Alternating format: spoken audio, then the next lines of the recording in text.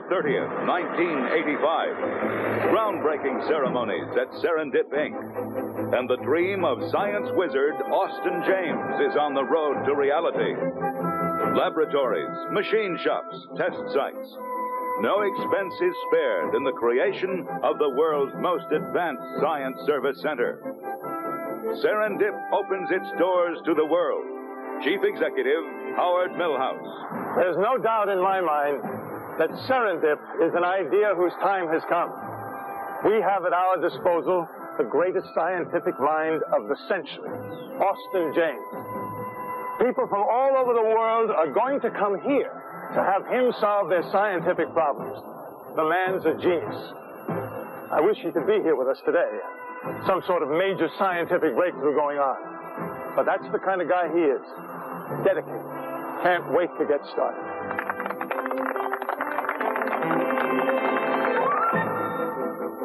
Today, Serendip stands like a mighty pillar at the apex of world science. With each ingenious solution, with each shining new creation, it grows ever stronger. And with your help, the help of the Serendip employee, its story will go on. We can do it. That's our cry. We can do it.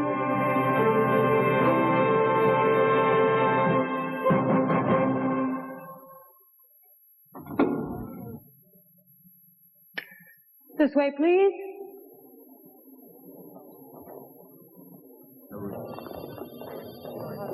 You know, it's really, embarrassing to have something like this happen the night before the first day of a new job. It really wasn't my fault.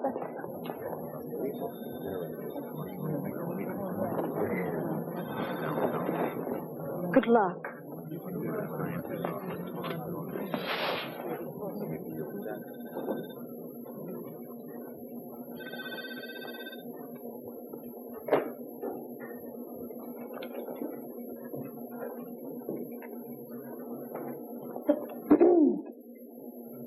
I've never met Mr. James.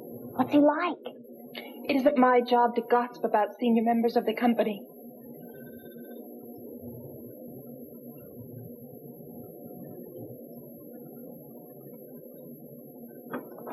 I won't pay it. I'll cut off my hand first. I'll cut off my arm. $1,875 for water? What's he doing in there, recreating the flood? I've had it. You go tell him he pays this one himself, or I am yanking his funds. I am sick and tired of financing the intergalactic daydreams of a president who refuses to spend one lousy minute managing his own organization. Your arm's broken. Oh, it's nothing, really, just a dumb accident. So what are you waiting for? Go!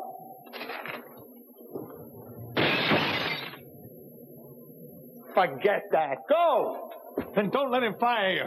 And don't come back without a check or I'll fire you. Pardon me! Where am I supposed to be going? Where do I find him? Where else? The Bat Cave.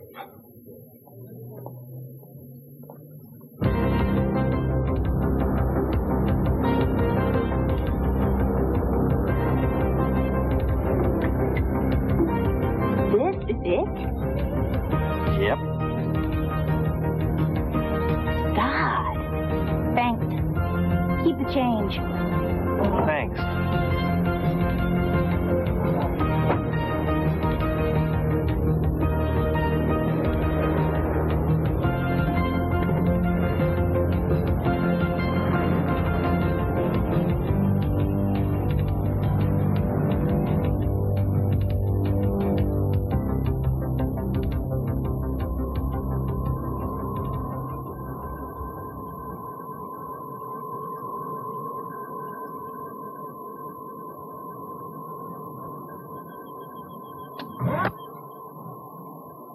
There once was a poet named Gunderson, whose rhymes were exceedingly cumbersome. With each botched refrain, his complaint was the same. Blah, blah, blah, blah, blah, blah, blah. You have 10 seconds to give me the last line to get in. Otherwise, go away.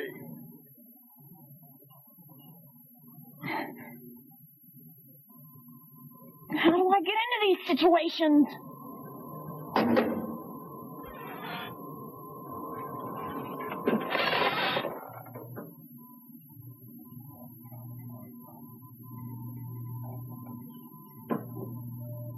Excuse me. Hello?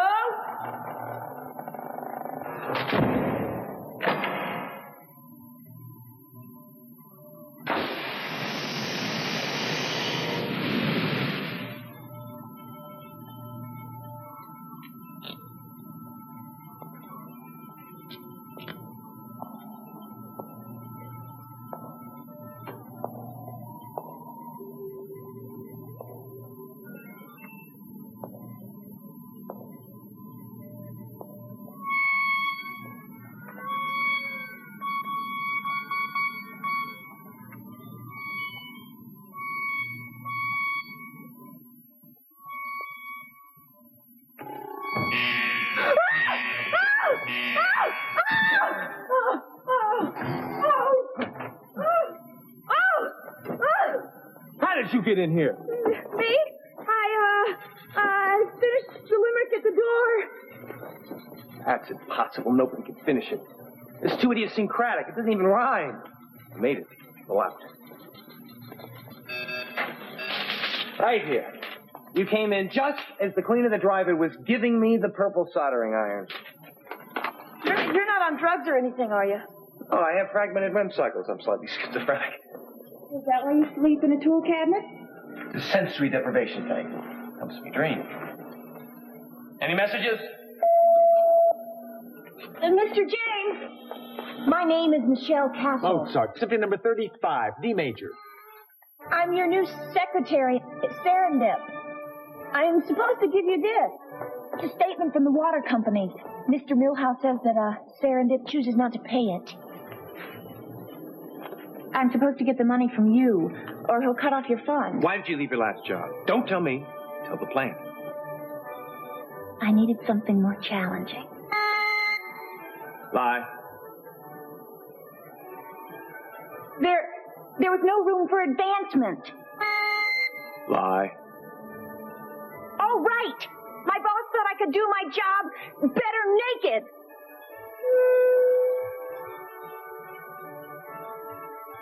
How did it do that?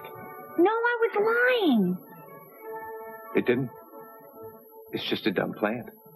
Every time you said something, I goose the current. Obviously, you don't know a thing about science. And I'm not paying the water bill. It's wrong. I didn't use that much water. And you're fired. No offense. I just don't want a secretary. It's Howard's idea. I hate Serendip. Look at this. It can climb up your arm and whistle the Anvil chorus out of its chest. I could have invented it.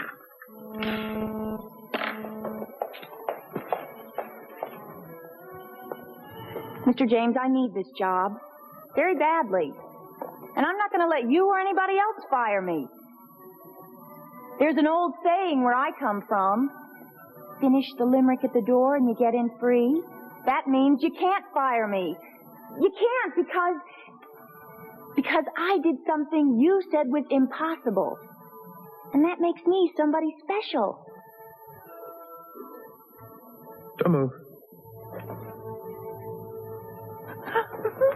My God in heaven, what is that? Steve? You say that like it's some kind of pet. No, pet. A distinguished resident. I mutated Steve's great-grandmother with gamma rays and let her loose in the basement. This species exists in only one place on Earth. This building.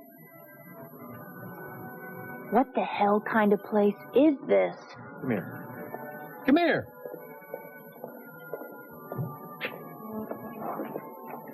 Look at it. It's all that's left of Donald Statheim. An aviator crashed 1921 while circumnavigating Hudson Bay. It was discovered only last year. Note the object embedded in the left posterior fontanelle. Fontanelle. It's the point of an ice pick. Statheim didn't die in the plane crash. He died a minute beforehand when somebody drove that into his brain. But who did it? How? Those who saw Statheim leave on his last flight, they insist he was alone. And if the murder was aboard the plane, How was he able to survive the crash and then trek out of the wilderness? Nobody knows. I'm going to solve it. Motive, method, murder. And I'm going to do it using nothing but this skull. You're crazy. That's impossible. Look at it. The answer's got to be there. Some infinitesimal bit of minutia is just screaming it. And all I need to find it is the power of observation. Why do men blink 3 times every 10 seconds and women only twice? What part of the brain is the soul located? What was the blood clotting mechanism of a Tyrannosaurus? Nobody knows. But the answers are here, in this room. And I'm going to find them. That's what kind of place this is. It's the universe. It's everything. Patch in here, Mo 10. Austin James. Is this you or one of your annoying facsimiles? Miles. Have you got his name? Police information, you know that. He was killed on my doorstep. He was looking for me. Sorry, I got my rules. But if you could come down here and help me out with something else, maybe I could bend them a little. North Reservoir. I'm on my way. Let's go. Go? Who, me?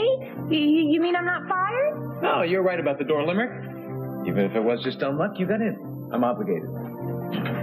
No, I don't think I want this job. You were right. I'm not qualified. I don't know a thing about science. Write down everything I say and everything anybody says to me. But I got a broken arm. I'm about to take you on the greatest adventure of your life. You'll probably never even thank me for it. Let's go. Okay, I'm coming. If it doesn't work out, I can always change the limerick.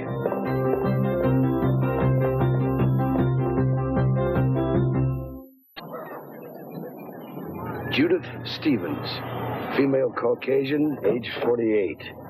Height about 5'6", weight about 110. Married, personally wealthy. 2-3 million. Home address on the rich end of Sycamore Avenue. We found her car on the opposite shore. It appears she arrived here last night about 11 p.m., went for a swim. She got out on this side, wet, tired, lay down on a bench, went to sleep, and died of exposure. No witnesses. How cold was it last night? Low was 39, water temperature about 40. And there was a breeze. External signs? Just what you see. Pale skin, pinkish red patches on the arms and legs. What you'd expect. She in the habit of taking midnight swims alone in near freezing weather? Matter of fact, yes.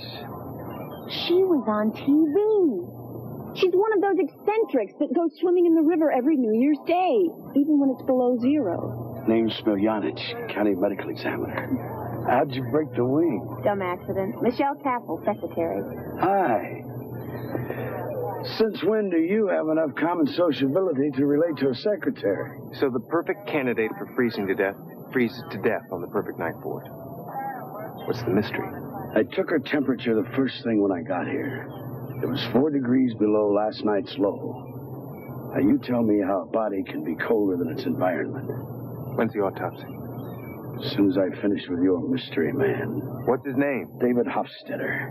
177 North Decker, room 314. Now, what's this I hear about an exploding neon sign and traffic signals that all shine green? That's what I'm going to find out. Thanks. It was nice meeting you.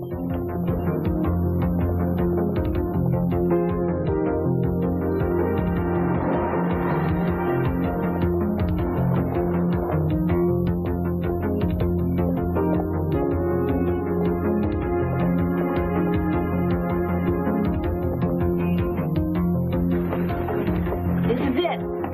314.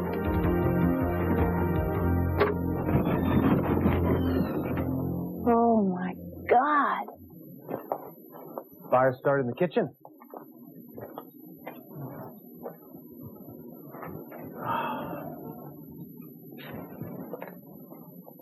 Gas range.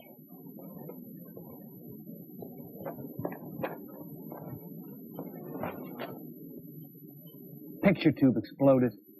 Mr. James, I've been working for you for less than an hour, and already I've seen a dead body in a hotel room that's blown to bits.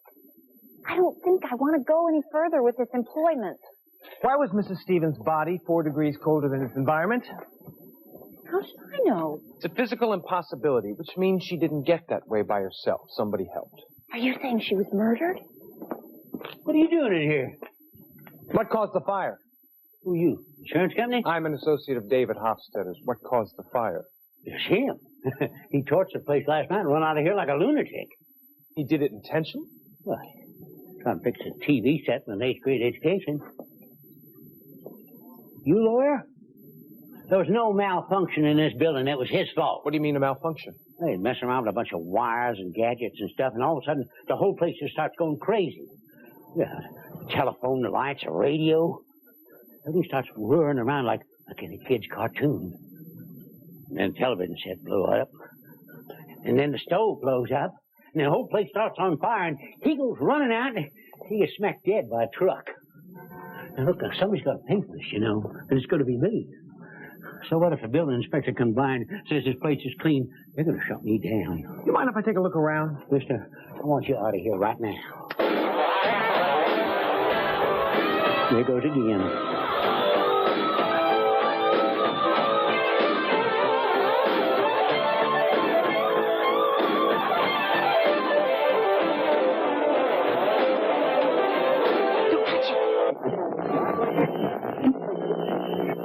And let God give you the keys to that eternal kingdom. I see those good people in heaven. No hate, no war, no hunger, no jealousy, no envy. I say to you, open up.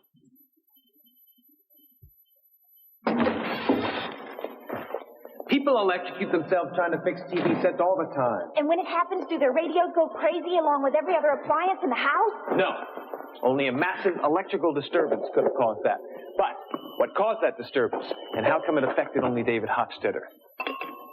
Have you considered the building might be possessed? By a malevolent life form not of this world?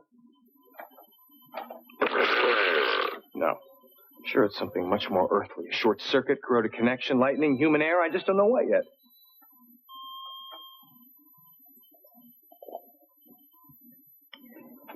Find out everything you can on David Hofstadter, 177 North Decker, room 314. How do I do that? Not you. This. And get me a history in the building. Fires, murders, everything. Play La Muerte de Portica by anybody. Do you want me to read any of this back? No. Then how about if I pay the water bill? I told you it's wrong. How do you know it's wrong? I mean, nobody can just look at a bill and know it's wrong. What are you doing? I'm taking a nap. With my clothes on. You can sleep at a time like this? I think when I sleep. What should I do? Think about Judith Stevens and the 4 degrees. I can't. It's too morbid. Then go back to Serendip. I can't do that either. Not unless you pay the water bill.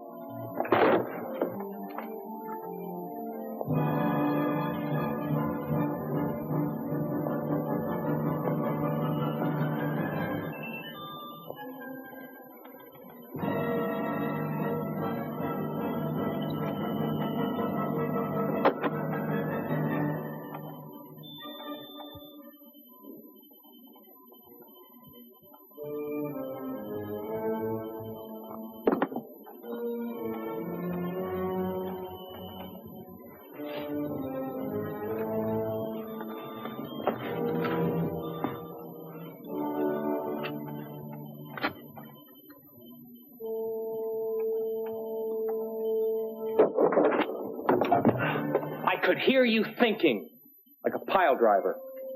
I'll show you it's wrong. You want the truth? The truth? You look at the horse's mouth.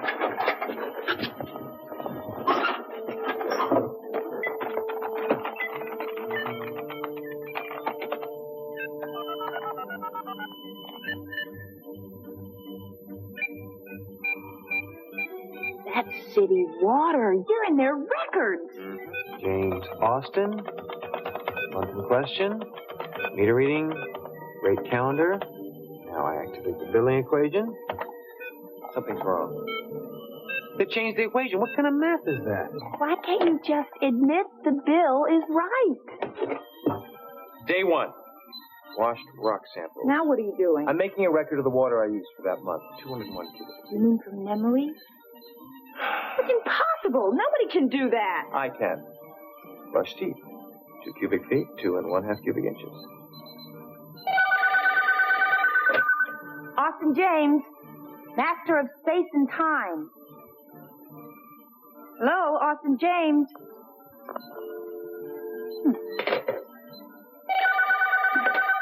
Austin James.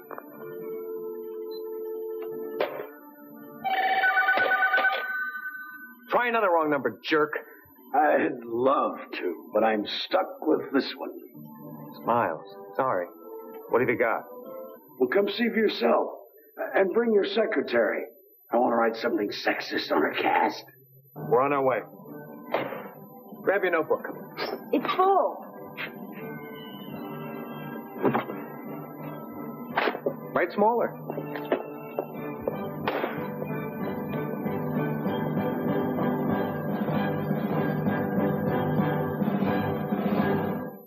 Everything says she died of acute hypothermia while asleep on a park bench. But she got too cold and died too fast. Like it was January and I'm a coroner in Nome, Alaska.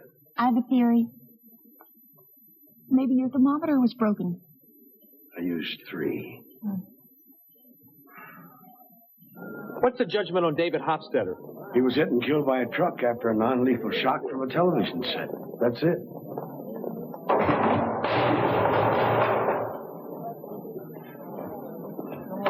That's it. I want a tape recorder. No tape recorders. Keep writing. Do you want me to read any of this back? No.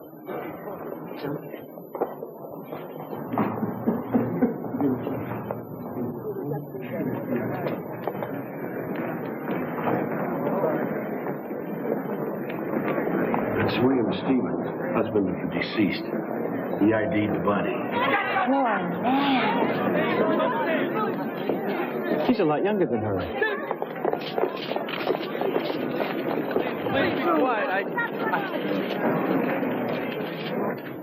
My loving wife is gone. I'll miss her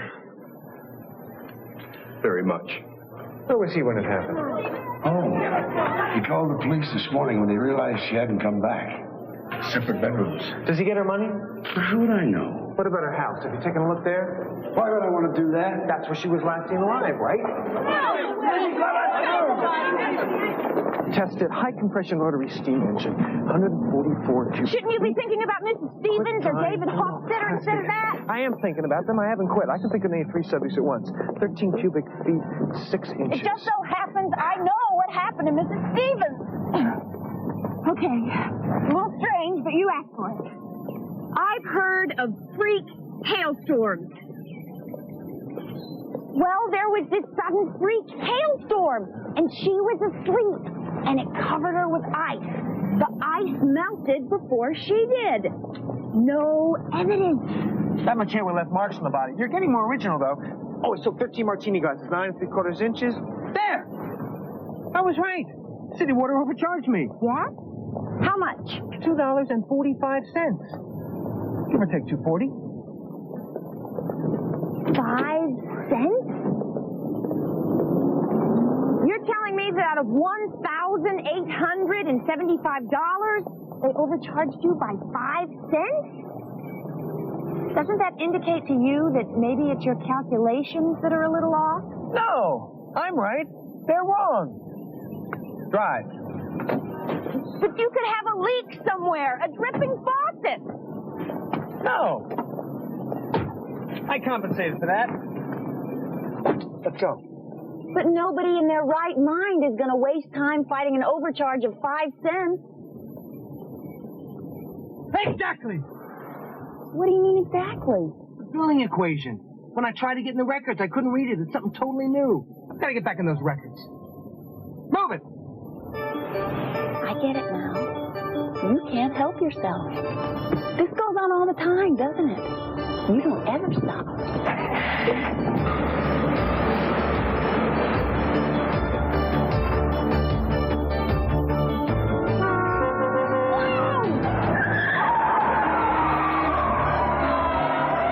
Didn't you see him? He ran the red. No, he didn't. It was green for him, too. Mr. James, I'm becoming a nervous wreck, and I'm quitting this job. What are the chances for two traffic intersections in the same city malfunctioning in exactly the same way in the same day? I haven't the slightest idea. Me neither. I gotta get back in that hotel. Let's go.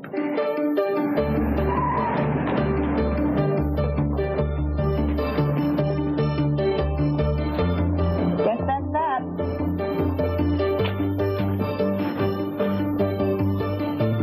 What are you doing? Come on.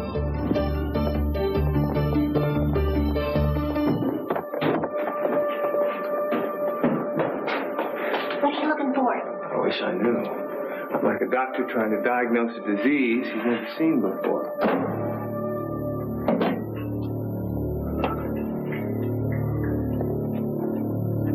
I hate basements.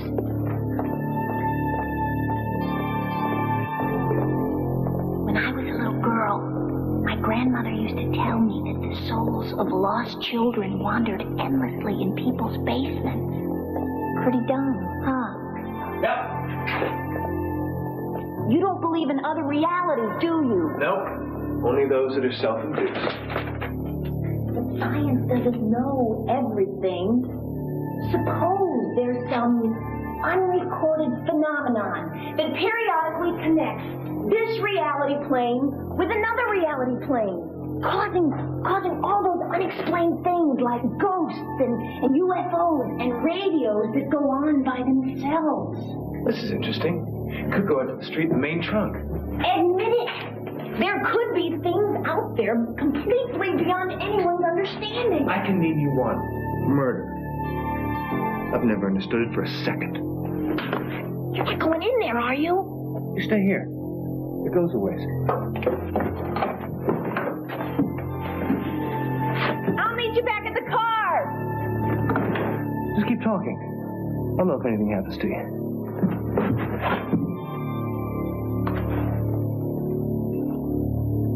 What am I supposed to talk about? If I told you something I've never told anyone else in my entire life, would you promise not to think I'm crazy? I used to hear voices in my head when I was in high school. I mean, voices. Clear, distinct voices. I never told anyone because I was afraid they'd put me away. I wasn't crazy. They were real. As real as the sound of my own voice is to you right now. Explain that. Mr. James? Mr. James? Austin! Open your mouth. What? Open your mouth wide. I am not falling for another one of your... No joke. Open up. You wore braces then, didn't you? Yeah. Did you live near a radio station? No, I live near an airport. Well, you were picking up the tower broadcast in your retainer. Known to happen. My retainer?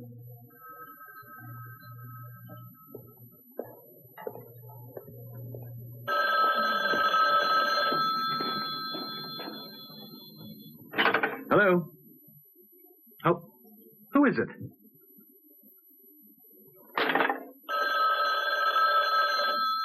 Don't answer it.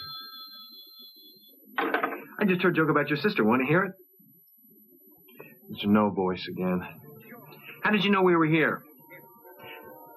Give me a call at 1 o'clock. I'll be home. What is it? What's wrong? I hear voices. And they're not in my mouth.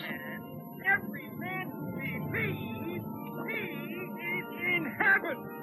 But the non-believer, the traitor, the prodigal, the profligates, where are they?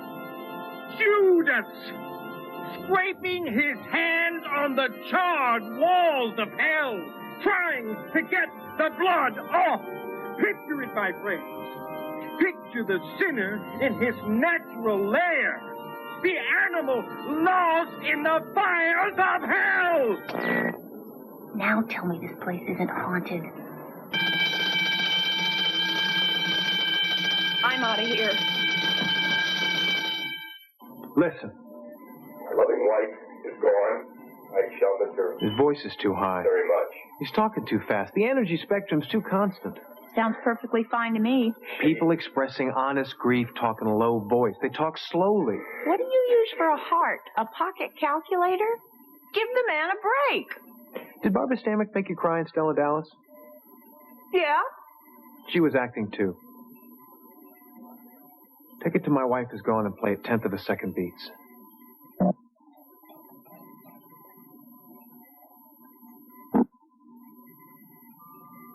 Freeze frame. There. See it?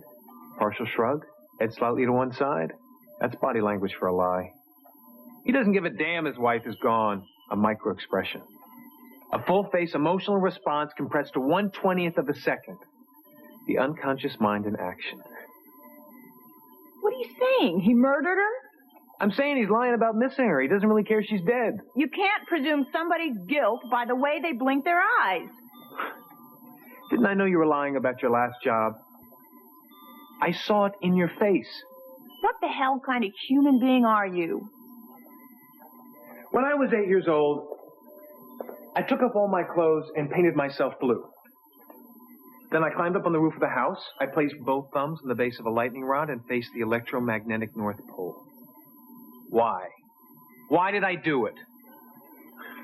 How should I know? Well, when you figure it out, then you'll know what kind of human being I am. Till then, I wouldn't question my observations. By the way, how's your mother? What do you know about my mother? She's recovering from major surgery. How'd you know that? You gave blood recently. Puncture wound, median cubital vein, right arm. You're too squeamish to do it as a public service. Therefore, someone close to you had an operation. It's your mother because you dress like somebody who lives at home. I quit. I quit! My station wagon has an extremely high polar motion of inertia. That four-wheel drift you made through the intersection, a professional couldn't have done better. You saved our lives.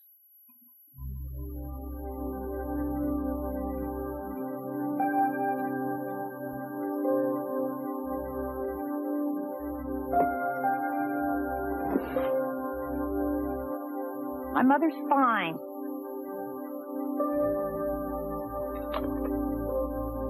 What else have you noticed about me? You need glasses, but refuse to wear them. Chocolate makes you break out. And when you were a kid, you had an imaginary friend whose name was also Michelle, but she didn't humiliate herself playing softball. And she won the fire prevention slogan contest every year in a row. Right now you're broke and need a job.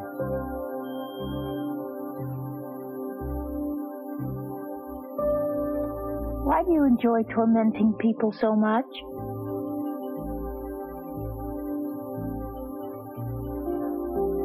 Because when I torment them, I get what I need. Answers. It's nothing personal. Right on time. Austin James.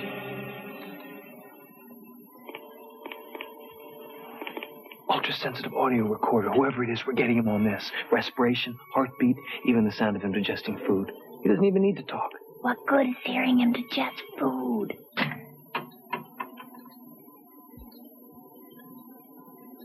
Put it through the house system.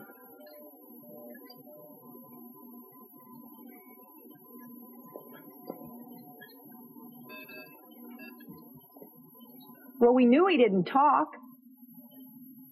Now we know he doesn't breathe or eat either. Whoa, whoa, whoa, where are you going? No place you'd want to go. Yeah? Like where? I thought you were quitting. I am quitting. Effective the end of the day.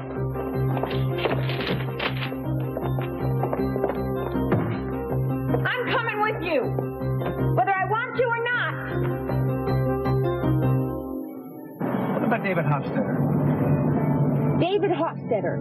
High school education. Military service. Never married. Occupation. basic maintenance man. What do you know? His employer for 30 years was City Water. He's been retired less than a month. So, what's it tell you? Nothing. I don't have a clue what's going on in that hotel.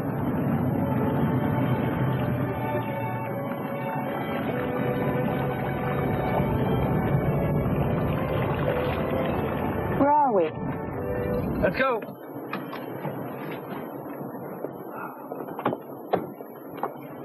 Whose house is this? The Stevens. Judith Stevens? Why didn't you tell me we were coming here? I said it was no place you'd want to go. This is sick. I am not going in there. Give me 2 minutes and I'll pay the water bill. I don't believe you. I never lie. Good afternoon. Jimmy Austin of the Castle Fine Arts Acoustic Ceiling Company. We're here for the preliminary survey of the new ceiling. New ceiling? Well, there's no one home right now. You'd better come back later. 4:15 appointment confirmed. Miss Castle, my associate, will give you some background on our organization while I start with the living room. Wait! Ma'am, we acquire our ceilings from all over the world. Castle Fine Art acoustic ceilings are unique in that they contain all the elements of advanced technology that it takes to help send the astronauts to the moon. I'm sure you can understand the importance of that.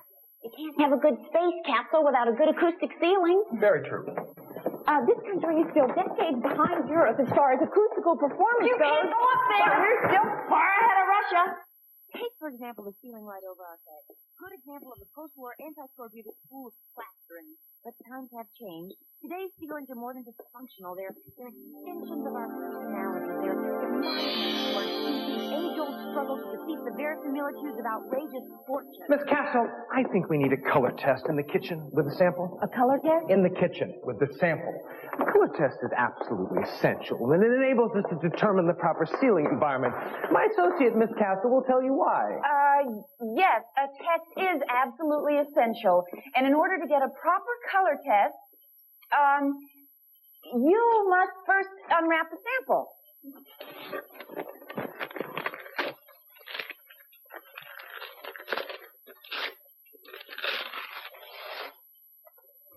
Plywood? Good choice. You stole something.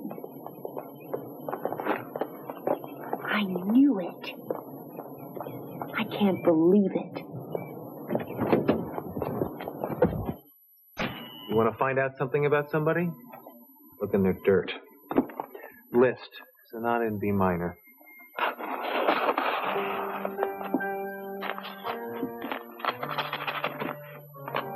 Judging by the type of carpets I observed,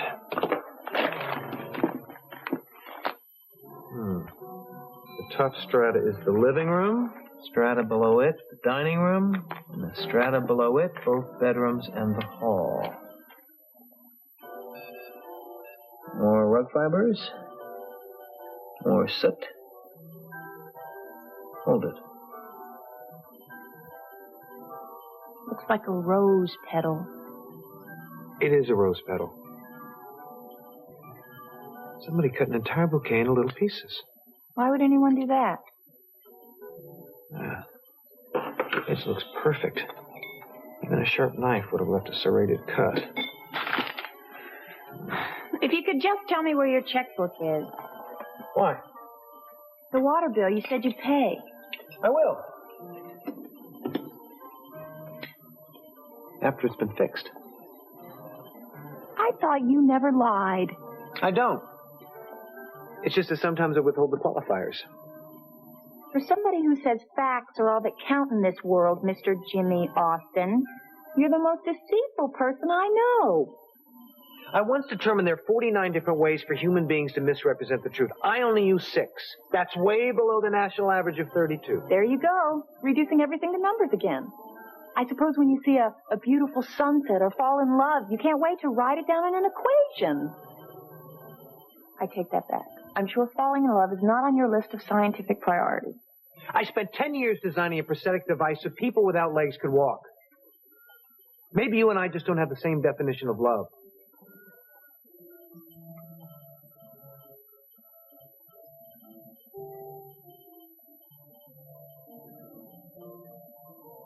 Nobody cut this. Edge follows the boundaries of the cells. It looks like a piece of broken glass. Broken glass. That's exactly what it is. Which means Judith Stevens didn't die of exposure on a park bench. She died in her own house, in her own bedroom. And it was murder. Pardon me? She was drowned in liquid nitrogen. Oh. The same stuff you and I breathe. Get this down. Only at minus 300 degrees centigrade. It's the only explanation. The murder poured it on her while she slept. It froze everything in the room. She died instantly. Liquid nitrogen is the perfect murder weapon. It leaves no marks of violence in the body, only those signs normally associated with acute hypothermia. But the murder made one mistake. He bumped against the bouquet of roses by the bed. It was frozen solid and shattered like glass. William Stevens, you should hear yourself. You've taken a 10-second video and some rose petals and concocted the most outrageous fairy tale since Mother Goose. Give me one good reason why I shouldn't walk out of here laughing. Because I'm right. Austin James.